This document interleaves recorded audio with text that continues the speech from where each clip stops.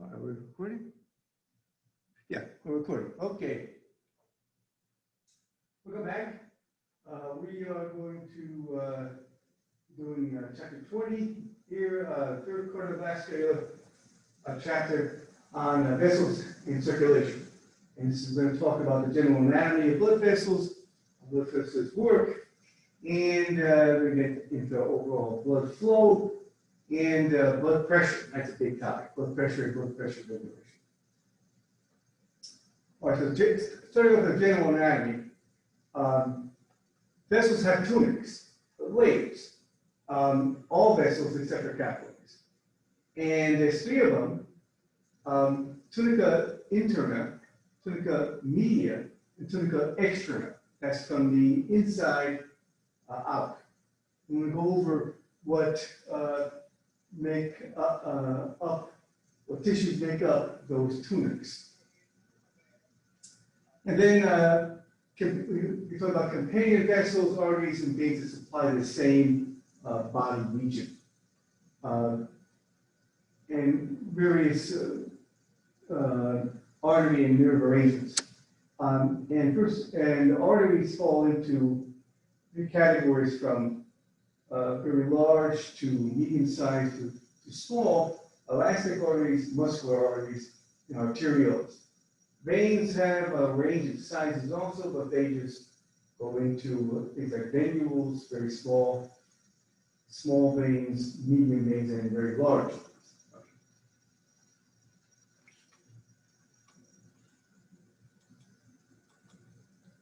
So here, this is on page 787 of the book.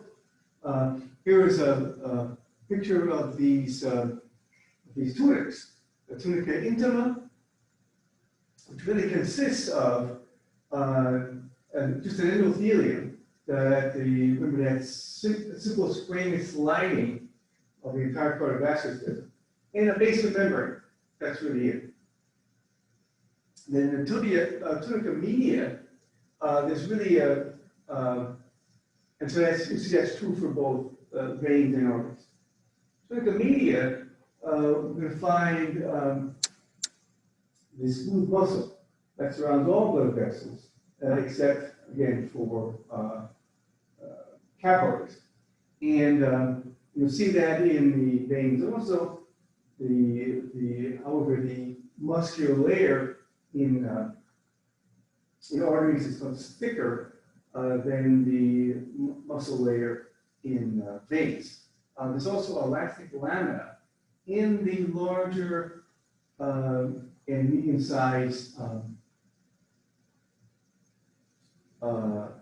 arteries. There's elastic lamina. Well, the very large arteries, elastic arteries, there's elastic lamina. I think the elastic tissue is mixed in with the muscle in medium-sized arteries. And then there's the tunica externa, which is really connective tissue, probably regular connective tissue that surrounds blood vessels on the outside. And it's something called the vasovasorum. They're tiny little blood vessels that actually supply the cells that are in the blood vessels with oxygen and nutrients to take away waste products. So then we go down to the capillary bed. You'll see that capillaries are really just have tunica intima. That's it. They are the endothelium plus a basement membrane, and that's it. And that's because they're leaky. They're the only blood vessels that leak, and they're real functional blood vessels because they allow gas exchange and everything to occur. Well, one of the differences between arteries and veins have valves. Arteries do not. And okay, so that's it for the lamina.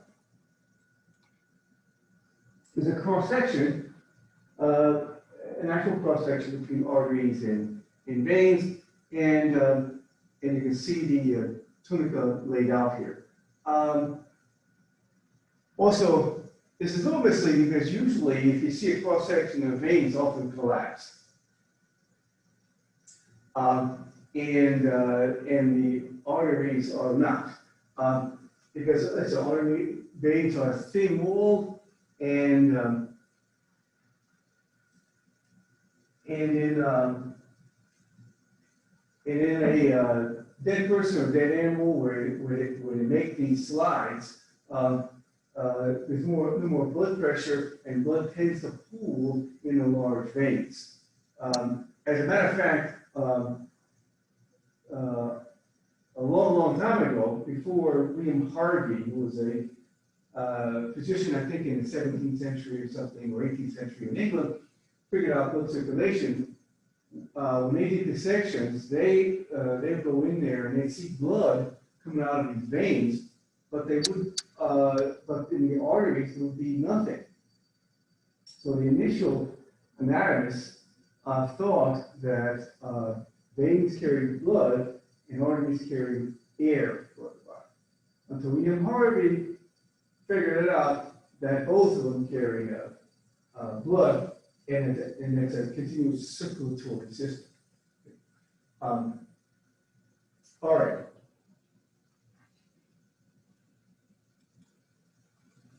So here's, let's say this is on page 89 of, this is the very largest arteries, like the aorta is an elastic artery, and it has these elastic lamina. Muscular arteries are smaller ones, like the renal artery, for example, would be a muscular artery. And then the arterioles are the smallest arteries, and they don't really have too much elastic tissue, and they're not really pulsatile. We're going to see that the flow in the larger arteries is pulsatile, where you can feel it on your pulse. The larger, it becomes laminar, when it gets down to arterioles, and it's laminar in capillaries. And there you can see the capillary is just endothelium in the basement membrane. And those capillaries coalesce into what's called venules. Say on the left side, small veins, then small to medium-sized veins, and then much larger veins, like the inferior vena cava, the very large vein.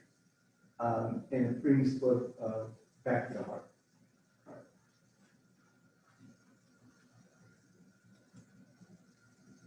Okay, mention something about the arterial sense organs. This is where we get more into this when we talk about blood pressure. That and this is, if you remember the senses in last semester, we talked about the visual senses. These are senses that you are not aware of. Your brain is aware of them, but you're not, like your blood pressure. I don't know what my blood pressure is, but my brain does. And it does know it by actually having stretch receptors in the cardiovascular system. And the more they're stretched, the higher your blood pressure. The less they're stretched, the lower blood pressure. And these sense organs are in carotid sinuses and carotid bodies in your carotid arteries, and in the aortic bodies in your aortic arch. Okay. Then we talk about capillaries. Capillaries are leaky, and there's different types of capillaries, and they're designated in types by how leaky they are. The continuous ones are the tightest, the lowest leakiness. And in fact, in the brain, they're really tight. And this is what's called, if you're in a blood-brain barrier from last semester, that's due to the brain having really tight capillaries. Then there are so-called fenestrated capillaries. Fenestra is Latin for window, and there are holes in the endothelial cells that lets fluid flow through. You see that usually fluid just diffuses through the cells or between the cells, but in the fenestrated capillaries, they can flow right through the cells through actual holes in the cells. Kidneys is the best place to see these things, and they're much more leaky than continuous. Sinusoids, leakiest of all. big spaces between the cells, and it's so leaky that even red blood cells can come out. These are only found in two places: the liver and the spleen. These are places where all red blood cells, if you remember, all red blood cells are destroyed, and they're destroyed, they're detected and destroyed in liver and spleen, because they have sinuses. Okay, and so every organ has a capillary bed. And I'm going to show you that right now and explain how capillaries are opened and closed, and there are thoroughflow channels that allow actually blood to bypass capillary beds. I'll get to that in the next slide. You pull that up. Right here. Here's an example of oh,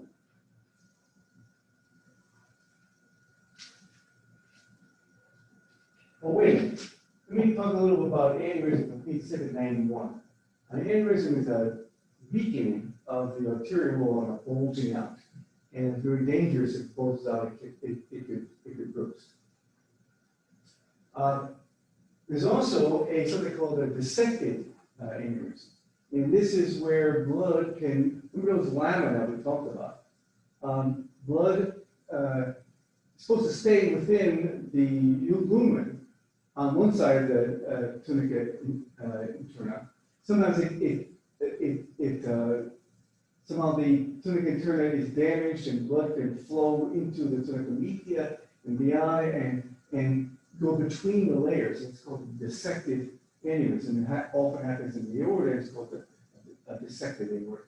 And this is extremely dangerous and is life-threatening if not taken care of. I bring up the actor John Ritter. He was in Three's Company, and then a long time ago. And then he was in another show about dating my daughter or something. Anyway, he was on set, so he's feeling really bad. He collapsed. He was rushed to the hospital. They thought he was having a heart attack. He was only in his 50s. It was misdiagnosed. It's actually dissected aorta, and he died right there in the ER. And I think they can sue that particular hospital because it was a misdiagnosis. It wasn't a heart attack, it was a dissected aorta. Okay, anyway. And then atherosclerosis is on the same page. That's a little, we talked about that a little bit in the last, on the blood chapter, about how this plaque builds up and occludes the lumen. And we talked about that. I think in the blood chapter. Okay. So types of capillaries on page 792, 793. Now on page 794, this is essentially figure 20.5. So we have an arterial bringing blood to the capillary bed on the left. And then there's a mid-arterial that brings blood into the capillary bed. And on top, you can see the thoroughfare channel. It goes straight through to the vein. And if you notice the capillaries are between us, and if you notice, there's a small, there's some smooth muscle cells at the entrance to every capillary. These are the capillary sphincters, and they can be open or closed. If they're open, then the capillaries are perfused, blood flows through capillaries. And that's when those smooth muscle cells are relaxed. If the smooth muscle cells are constricted, they call precapillary sphincters, then the blood doesn't flow through the capillaries, and the tissue is not perfused. And the blood will flow through the thoroughfare channel directly to the vein and not even enter the capillaries, so bypass the capillaries. And this is a way to regulate how much blood is needed. I mean, if it's a regularly active tissue, these precapillary sphincters will be relaxed and blood will flow and everything. And if it's not being really used that much, then you can shut it down. I mean, we're going to see about this, talk about this later on, what's called blood flow, all over your body. I mean, your body's making constant decisions as to where the blood should go and how much it needs to wear. Because you haven't got enough blood to give every organ maximal amount. You know, you have to make decisions. Like in the skeletal muscle, if you're sitting down and you're not using the skeletal muscle, you can slow it down a little bit. And then if you go out and exercise, start moving, then you're going to open up those capillaries and perfuse those. The interesting thing about this is it's called autoregulation. And what opens and closes, these precapillary sphincters, are actually local conditions. You know, and we'll talk about a few in the later slide, but the big one is oxygen.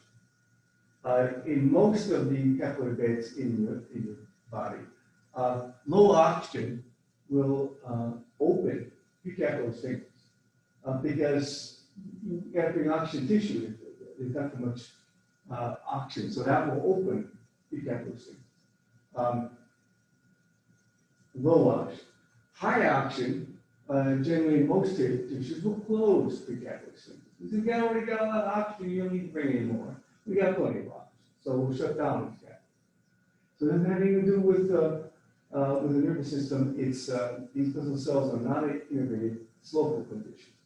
That's true for every capillary bed in your body, except the lungs, where it's exactly reversed. That high oxygen will open precapillary sphincters, will open close for a particular reason, and we'll get to that when we get into the respiratory system. We'll learn why that is, why it's reversed in the respiratory system. Okay.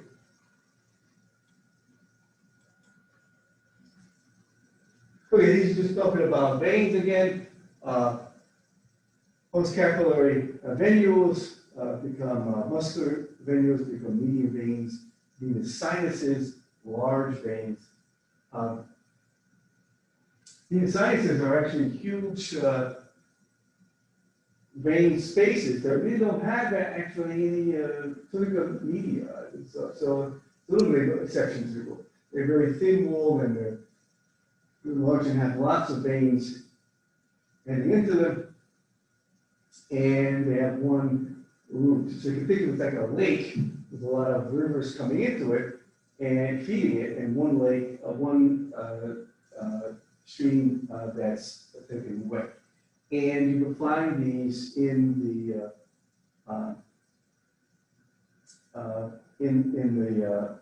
heart, and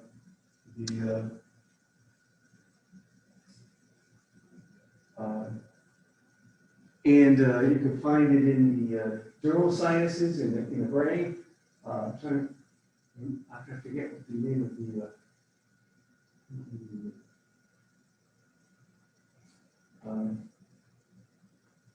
Well, anyway, so in circulatory roots, let's look at circulatory roots, what's called a caudal system and anastomoses.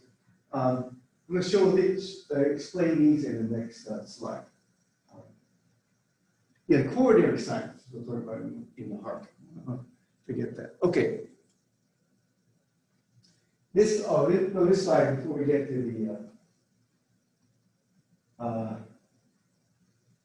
the different venous circulatory roots. Here is the overall sort of a distribution where your blood is located in any particular time. Big thing is systemic veins. Most of your blood is located in these large veins that bring the blood back to the heart, like the supravenous gate.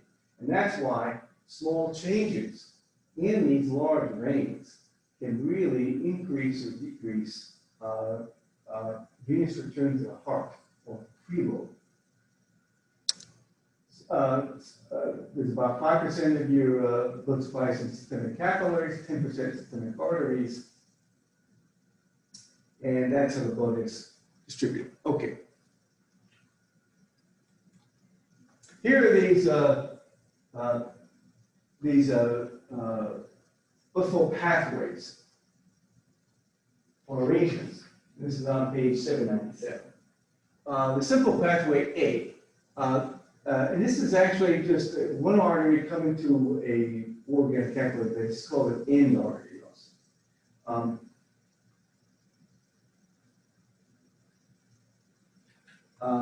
And then it breaks up into capillaries, and then it comes, and then one vein goes out of this capillary organ, and then back to the heart. And there are alternative pathways called anastomoses, arterial anastomosis. So there's several different ways you can bring blood to a particular organ. Sometimes people have, for example, more than one renal artery. It's several. To give an example, a natural example of several arteries bringing blood to a particular organ. You can have it on the venous side, anastomosis. You have one artery bringing blood to a particular capillary bed in the organ, but there's several venous pathways to bring blood away. And that actually, there's a good example of that in the legs. Most of the blood that comes back from your lower extremities is in the femoral vein. But there's also the saphenous vein that goes in the same direction and brings blood back. As a matter of fact, this is the vein. It's often, since we have the femoral vein, this vein is often pieces of it are taken out and used for heart bypasses.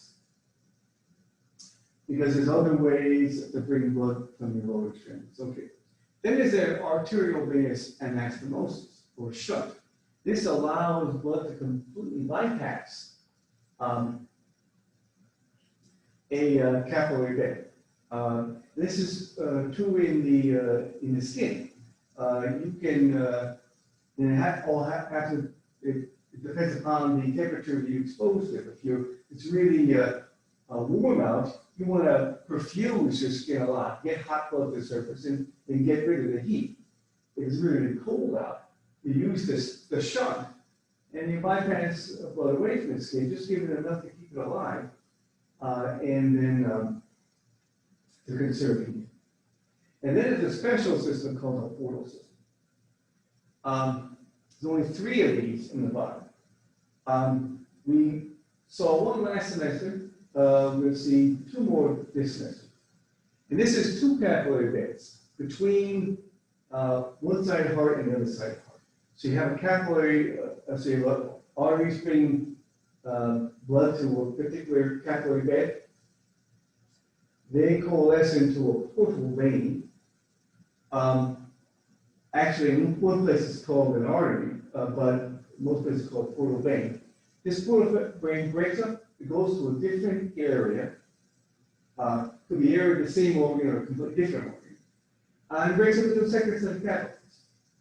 Then the second set of capillaries coalesce to another venule and veins and brings blood back to home. So remember where you saw this last semester in the hypothalamic hypophyseal portal system, where there was a set of capillaries in the hypothalamus where releasing hormones were put into, or is coalesced into the hypothalamic portal vein, and this brought blood to the anterior pituitary, were broken into the second set of capillaries. The releasing hormones were put into the anterior pituitary. This stimulated the production and secretion of trophic hormones. Trophic hormones would be put into those capillaries and end up leaving the brain, going back to the heart, and spread throughout the body. Okay. The 2 other places you're going to see it: urinary system. There's a kidney portal system completely within the kidneys. And then finally the hepatic portal system, where there's a set of capillaries in the GI tract and in the intestine, which coalesces to the hepatic portal vein, which brings blood to the liver, it breaks up into another set of capillaries. So when you eat, those goes directly to your liver on a hepatic portal vein, except for fat. Fat takes a different route, and we'll talk about that in nutrition. All right.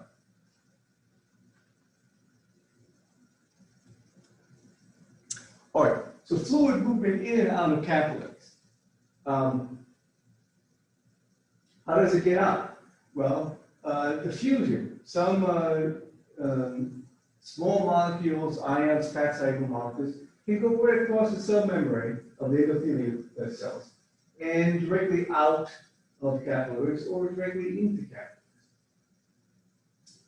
There's vesicular transport, exocytosis and endocytosis for larger molecules. For example, like protein hormones. And then both transport movement force by pressure gradients. And this would be in fenestrated capillaries, for example, in the kidney. So that's kind of a special thing. All right.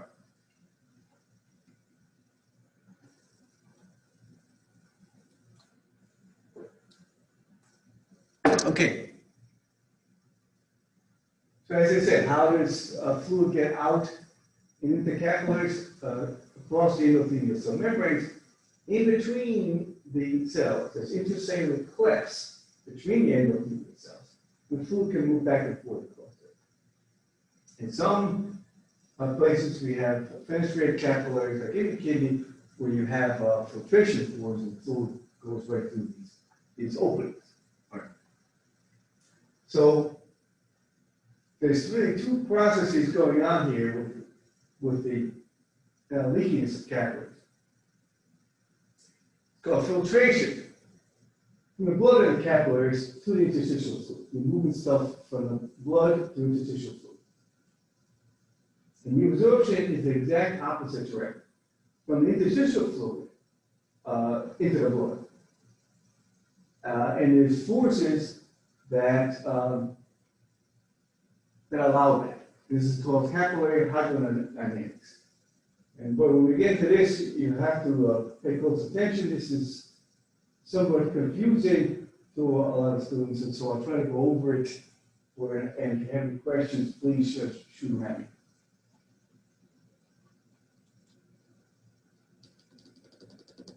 Okay, and the forces that allow filtration and absorption. Blood pressure or hydrostatic pressure. Hydrostatic because it's water-based. So it's so blood pressure is one force, and it generally tends to push blood out of capillaries. There's also pressure of interstitial fluid pushing blood into capillaries, but it's really weak, and mostly blood pressure forces blood out of capillaries. Then there's colloid osmotic or oncotic pressure. This is a force determined by osmosis. This is the remember osmotic pressure is the pressure caused by water following its concentration gradient. And there is and this is force generally forces fluid from the interstitial fluid into capillaries. So the exact opposite of the blood pressure. This is because there's a water concentration gradient across the capillary. That is, the concentration of water is different across the capillaries. And why that is because of blood proteins. Blood has proteins dissolved in it. The more proteins it has dissolved, the lower the water concentration. Remember, this is osmolarity. Interstitial fluid, no proteins. Basically, a protein-free solution. So it has less dissolved stuff in it. So the water concentration is higher. So,